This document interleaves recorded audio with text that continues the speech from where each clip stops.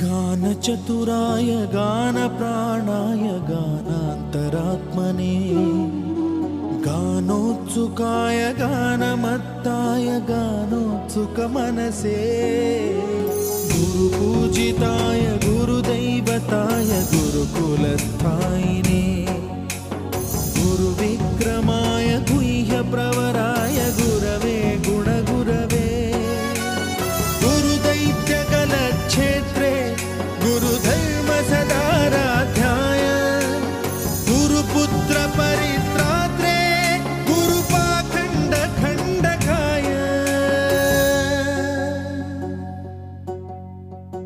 गीतसाराय गीततत्त्वाय गीतगोत्राय धीमहि